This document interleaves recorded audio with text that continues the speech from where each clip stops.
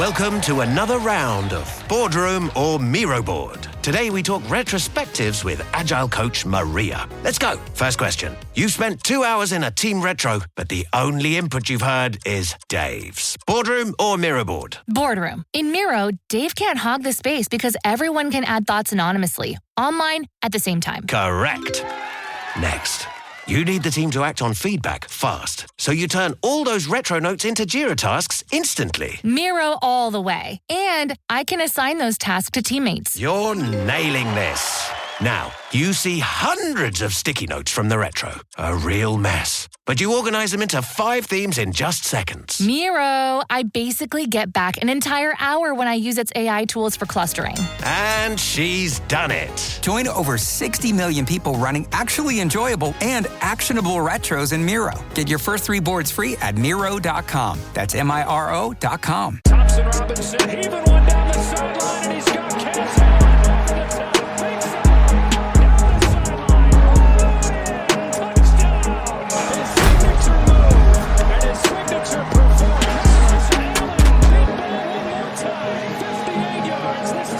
You're listening to the Bruin Bible. This is your host, Will Decker, bringing you UCLA football content all throughout the year for LA Football Network.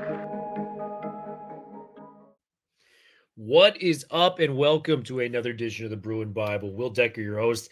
Make sure you guys are liking and subscribing the podcast. We are brought to you guys today by our advertisers. Our advertisers are Bell to Bell Fitness, Shea Tor, a realtor out in Arizona, former Bruin alum, and my main man, Howard Chang, a realtor right here in Los Angeles. Let's go through them, guys. Bell to Bell Fitness is a boxing gym on the West Coast used by their FIT acronym, Fight Inspired Training. My main man, Tony Gonzalez, was the boxing coach for UCLA for over 10 years. He has built this gym on the West Side to learn how to boxing, stay in shape, and get you all the essentials you need to become somebody that is obsessed with boxing and fitness. Make sure to check it out. Go into Bell to Bell Fitness and say you heard about it from the Bruin Bible, and you're going to get a free session with Tony Gonzalez. So make sure to check that out. Shea Tor, my main man. Shea Tor is a licensed real estate agent in Arizona and a lifelong Bruin. He's a current Wooden Athletic Fund donor and football season ticket holder. When not selling houses or going to UCLA games, he loves to travel the country, checking out different arenas, ballparks, and stadiums. If you're looking to make the move to Arizona or know someone who is, please reach out to our loyal friend, Mr. Shea Tor. His phone number is 602-487-3975. Once again, his number is 602-487-3975. Make sure to check that out. And then the local realtor we got out here, Howard Chang. Howard Chang is a local realtor with the Serene team at eXp Realty. Their team has an office right here in Culver City, though they help clients buy and sell homes all over the LA County and the surrounding areas. Howard and his team do a ton of business and are super in tune with the market, knowing winning strategies to give their clients a competitive advantage, have amazing vendor referrals, are a one-stop shop for anything real estate, and just provide a ton of value for their clients. Howard and his partner, Kyle Draper, are UCLA alums and a huge fans of the UCLA football and basketball programs. You will often see them at games, tailgating and networking, and staying involved with the UCLA alumni community. They would love to help any fellow alumni with accomplishing their real estate goals. So if you guys have any real estate needs in the LA area, look no further. Howard is your guy. All right, man, what is up, and welcome out to the Los Angeles football show here on ESPN 1090, the mightier. Will Decker, madman, to my right, about to embark on another excellent weekend, man, and we couldn't help it. We had to kind of look ahead in, the schedule sort of area for UCLA football moving forward. We're going to kind of go through a prediction on who's going to win, which games that UCLA has. Very exciting. We actually just got moved up to a Friday night game on Fox this year. It's going to be a fun exercise. From this point moving forward, who do we think are we going to beat? Who are we going to lose to? What is our overall record going to be? And it'll be fun to look back on when all games have concluded. Madman, how are we doing as we roll into another weekend in Southern California? I mean, you can't really beat it in the summertime out here. No, brother, you can't. And what you can't beat above all else is to be able to talk Bruin football with you. So excited about it. I love how you opened that where we just couldn't help ourselves. It's sort of like when you're on a diet and, you got that cookie jar you got that candy jar, in the back cupboard, and you just can't help it. You've been so good all week, and then it's kind of the cheat day. And this is our cheat day, Will, in terms of peeking ahead to the 2024 schedule. Well, I'd be remiss if we didn't start with a commitment that just came through the pipes for UCLA. Big deal. When you're getting a tight end of this caliber, Noah Flores out of Washington State, 6'4", 240 pounds. Big deal, my man. And you look at what the offers this kid possessed. I know he's a 3-star recruit. It felt like his recruitment was really heating up in different areas. Michigan offer, defending national champions. Oregon offer, maybe the favorites to take the Big Ten. You got Washington, who played for the national championship. His own home state he turned down to come to UCLA. Tennessee, Texas A&M, among others. This guy could have played relatively just about anywhere he wanted, and he chose to go to UCLA. Another recruiting win for Deshaun and company here with the UCLA Bruins.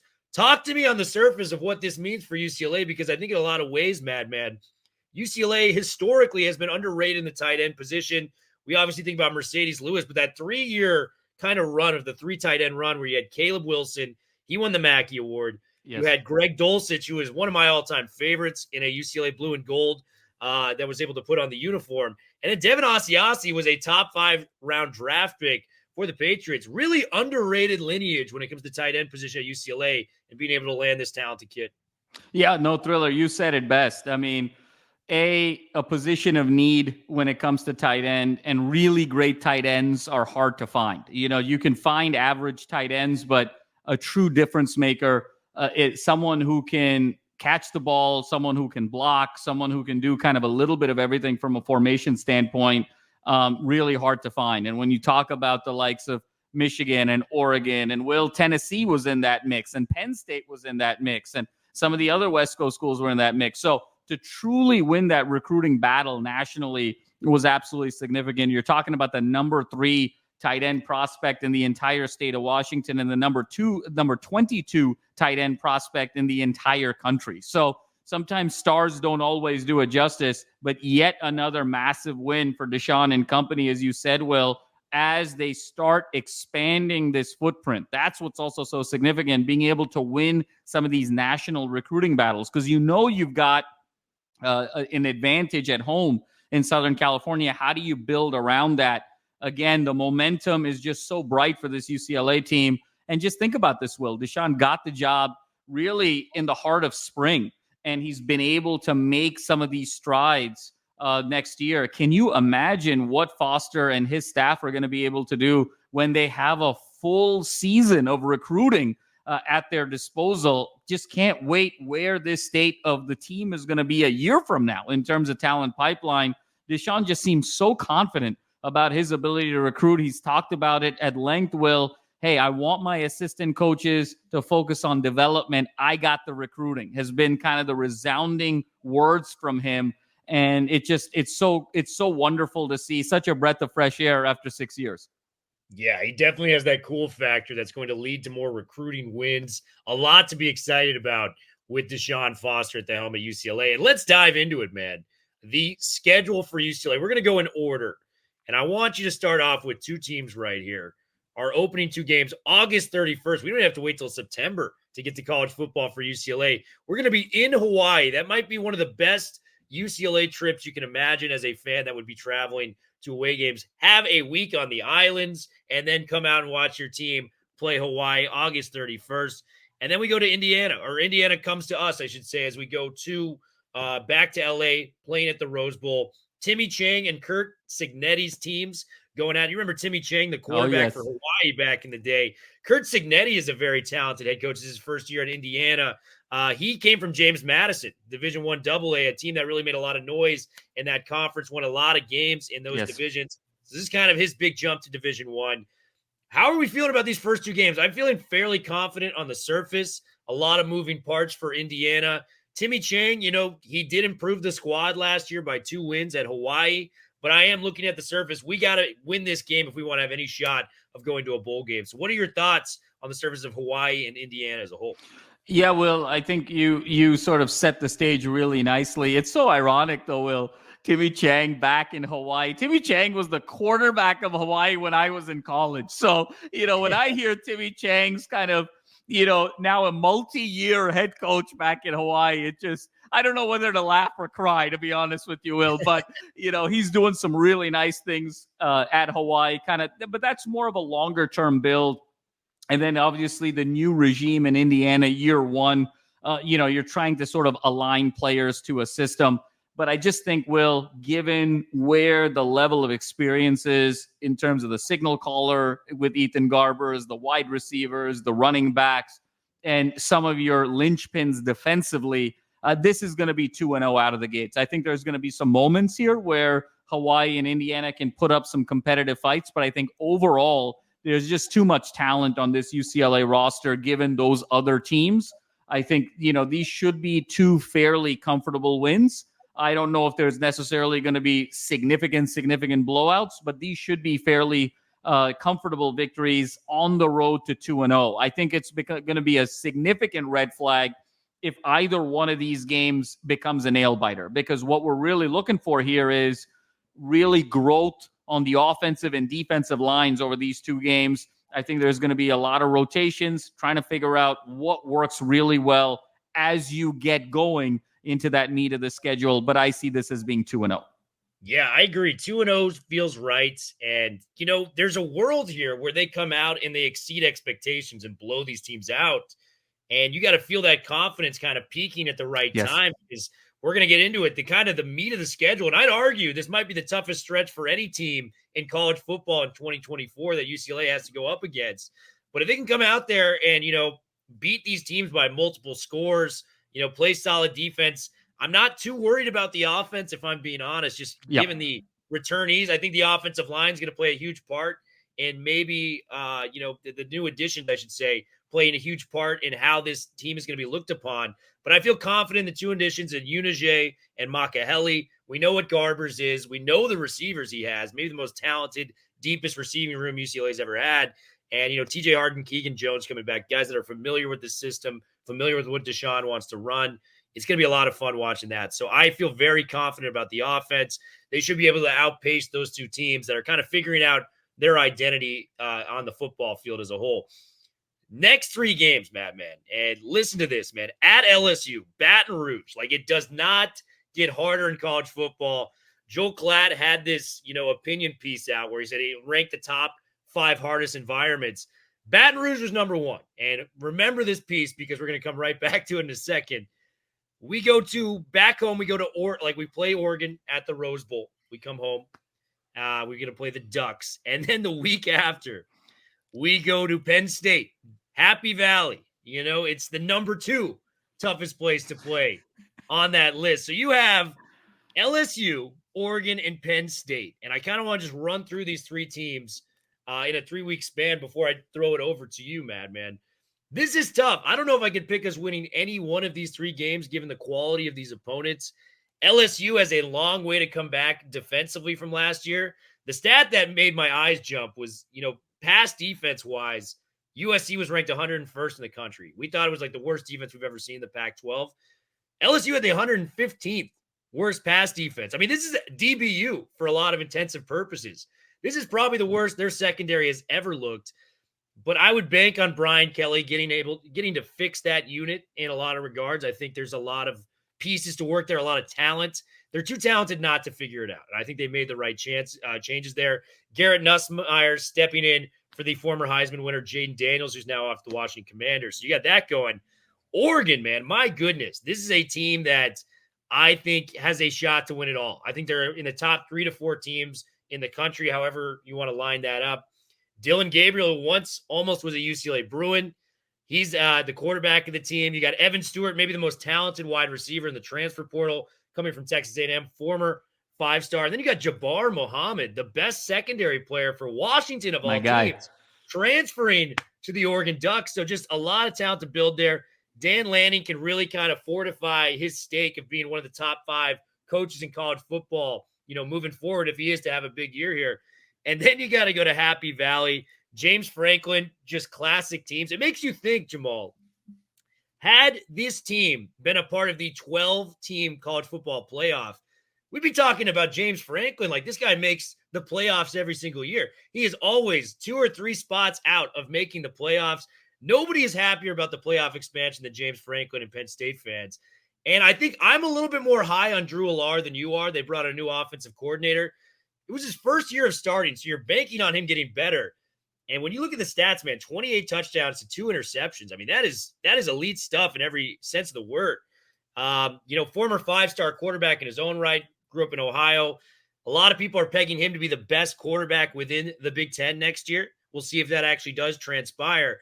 But talk to me when you look at this schedule, because those 3 games, if you can just get one win out of there, I think you got to be feeling very, very lucky for UCLA. Yeah, well, I mean, you said it best. If you could get one win out of those 3, you're ecstatic. Spoiler alert, they're not going to win any of the 3. I mean, it pains me to say that because it's just it's a brutal stretch, and you laid it out so well. But when you talk about going to LSU, number one, I mean, they're replacing the Heisman Trophy winner. They're replacing arguably the most explosive outside weapon this side of Marvin Harrison Jr. and Malik Neighbors. But Brian Kelly, the pedigree and the offensive mind that he is, it's just sort of a matter of reloading at LSU, being at home. And then all indications this offseason have been that LSU's done a really nice job, both with high school recruiting as well as in the transfer portal, to sort of fortify the challenges that they had defensively. There's actually kind of an incredible mirroring between LSU and USC in a lot of ways, Will. Just, explosive offense, big offensive-minded coach, and the defense really struggling. But you have to believe, even if they don't have the defense right, which I think they'll be better than 115th, you got to believe at home that they're just going to be confident enough where they feel like they can sort of outscore teams, at least at home, early in the season. I think that's going to be a really big lift, especially for some of these inexperienced guys on defense. That first look in Death Valley, I mean, my goodness, Will, it's called Death Valley for a reason. That's going to be really challenging. And then coming back home against Oregon, Will, I think you said it best. I have Oregon and Ohio State neck and neck here in terms of who's going to win the Big Ten. I think it's sort of a Georgia, Ohio State, Oregon, Ole Miss sort of 4-horse race for my money right now in the spring of who's the best team in America and who's going to win the national championship. I think Oregon is that good that we could be staring at the national champions here. And you bring in a Dylan Gabriel with the experience. You bring in the weaponry that you had from last season. They're going to be really poised and really hungry to kind of finish the job. They left some games last year on the table. I think that's going to be super challenging. And then going back to Penn State, the whiteout game, Happy Valley. I agree with you, Will. I'm not quite as high as Drew Allar. I think he had some great stats. I think he sort of stat padded a little bit against, some weaker competition. I think the gap between Garbers and Allar is, I think, much closer than people realize. I have a lot of confidence in Garbers. My concern in the Penn State game, though, Will, is in the trenches, primarily that UCLA offensive line getting matched up against that Penn State defensive line. The area where Penn State has been really good the last couple of years has been defensively. When they go up against Michigan, when they go up against Ohio State, they're able to hang kind of defensively. It's the challenge for Penn State these last couple of years has been able to score enough points to sort of get over the hump with these two big boys. But defensively in the trenches, they're really, really strong. I think it's going to overwhelm UCLA. So I think we're going to see spots. I think we're going to see spots of greatness at UCLA. I think there's going to be moments where UCLA is going to be really competitive, moments UCLA takes the lead.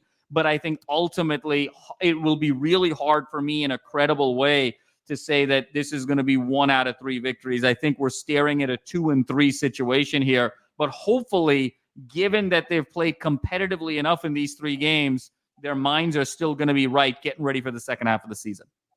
Love it, man. Yeah, those 3 games are going to be tough. And this is where you kind of got to right the ship. October 12th through November 2nd, you got a bye week in between the Rutgers and Nebraska game. But briefly, going through these games, Minnesota, Rutgers, Nebraska. Minnesota, I feel fairly confident in. They got this quarterback coming in that's supposedly going to win the starting job there, formerly from New Hampshire. I don't think there's a lot to worry about with Minnesota. PJ Fleck was a guy that, some UCLA fans pined for a little bit when it came to the head coaching job.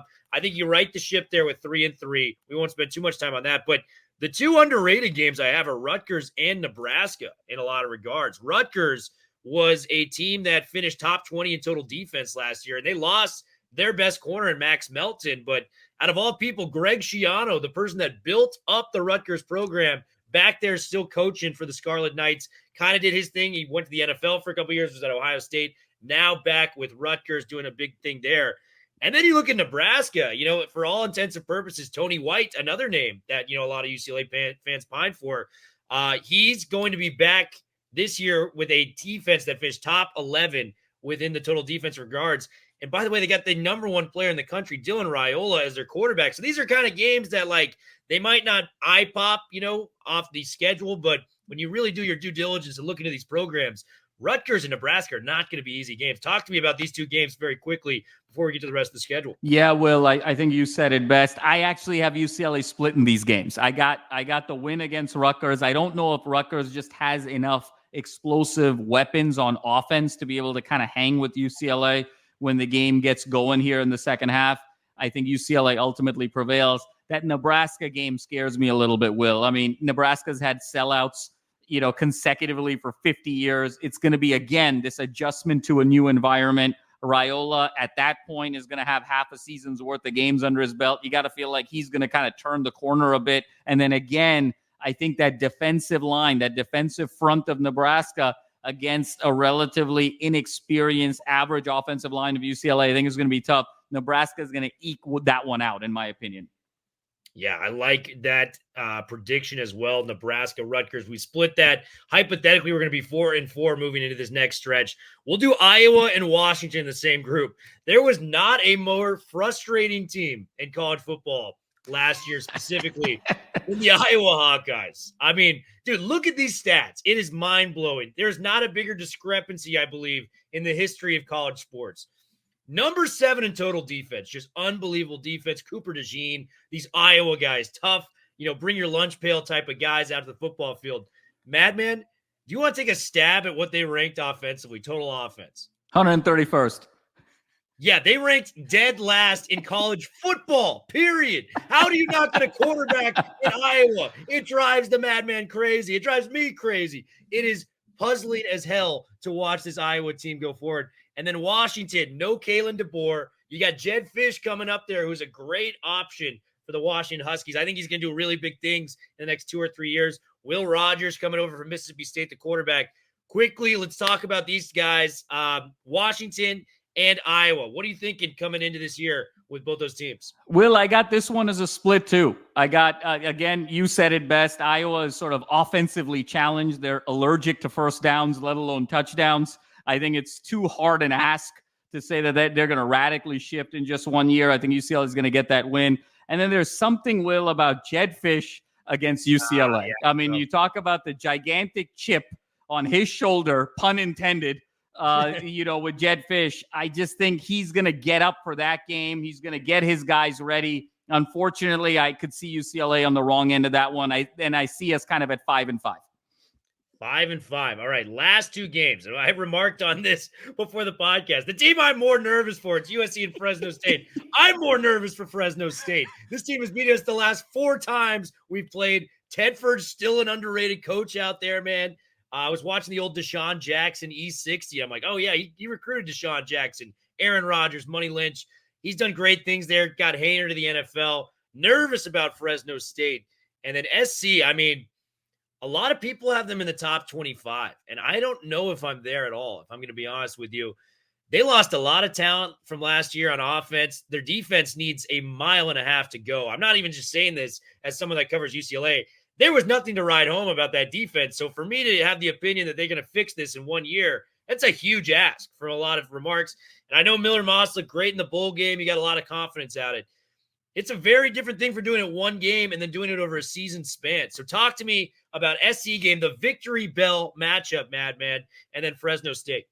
Will, so this is where I got UCLA winning both games and going to close out 7-5. Year 1 with Deshaun at 5-5. They're going to treat the SC game like the championship game with the bowl game on the line. You said it, Will. I think SC's got a ways to go here defensively. I think the improvements are very incremental, and they just lost the most explosive player in college football. And USC's kind of seen this story before with JT Daniels, Keaton Slovis, guys who have made big impacts in their opener and then it's kind of been a little bit of a regression to the mean. Not saying that Miller Moss isn't going to be good, but I don't know if he's going to be 6 touchdown good every game. And you got to remember, Will, 2 consecutive wins against SC at the Coliseum. The last 2 times UCLA's played SC at the Rose Bowl, lost on the final possession, the 48-45 game, Caleb DTR, and then that COVID game in 2010 when Slovis hit the game winner with 16 seconds to go. UCLA has been so close at the Rose Bowl the last 2 goes at it. They get over the hump.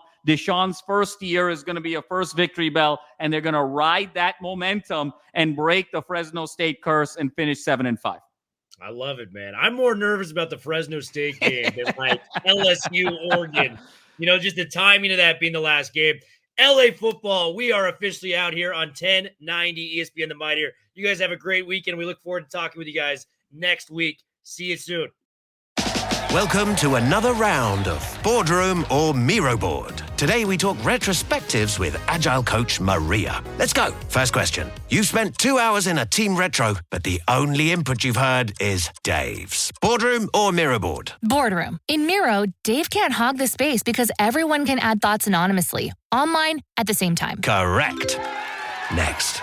You need the team to act on feedback fast, so you turn all those retro notes into Jira tasks instantly. Miro all the way. And I can assign those tasks to teammates. You're nailing this. Now, you see hundreds of sticky notes from the retro. A real mess. But you organize them into 5 themes in just seconds. Miro, I basically get back an entire hour when I use its AI tools for clustering. And she's done it. Join over 60 million people running actually enjoyable and actionable retros in Miro. Get your first 3 boards free at Miro.com. That's Miro.com.